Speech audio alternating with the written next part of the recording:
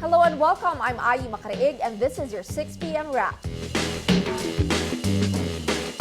Senator Cheese Escudero hits Grace Poe accuser Rizalito David after the Commission on Elections disqualified him from the 2016 polls. Escudero says in his words, perhaps he now understands better the pain and bitterness of what he is doing to a candidate. David is trying to unseat Poe from the Senate and in effect, bar her from running for president in May 2016.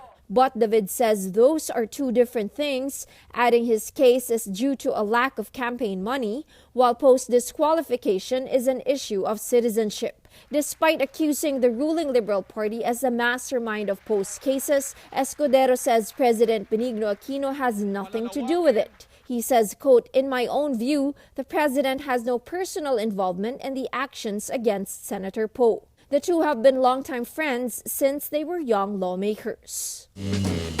The Philippine House of Representatives faces the most number of criminal charges filed by the Ombudsman at the Sandigan Bayan.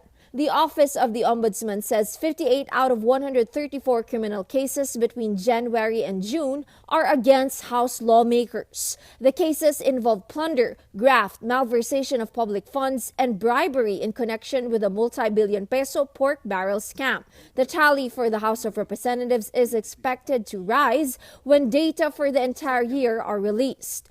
Local government units rank second in the Ombudsman's list with 34 criminal cases, followed by the Department of Education with 11.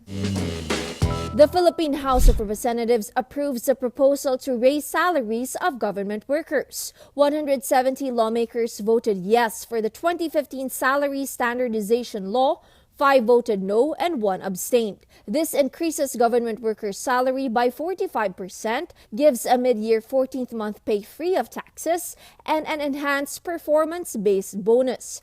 Critics slammed the measure, saying it only benefits top-level officials and not the lower-level personnel who make up more than half of the government workforce.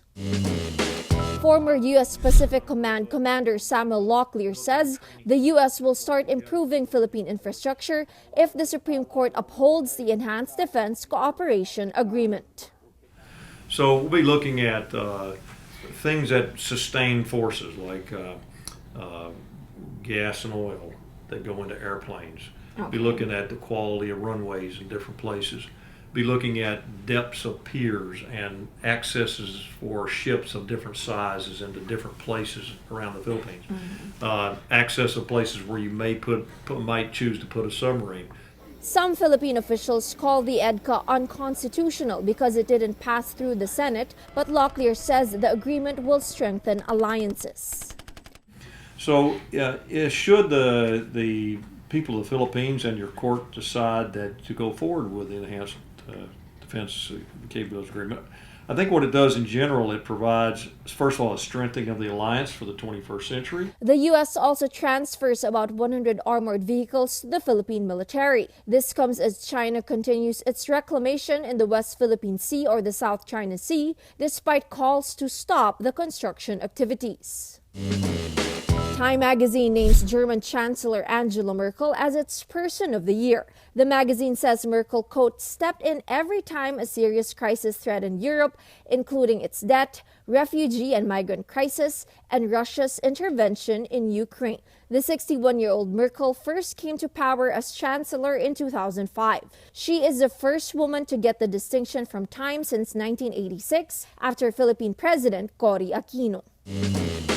That's your 6 p.m. wrap. Watch your updates daily at 12 noon and 6 p.m. I'm Ayi Makaraig. Remember, tomorrow begins today.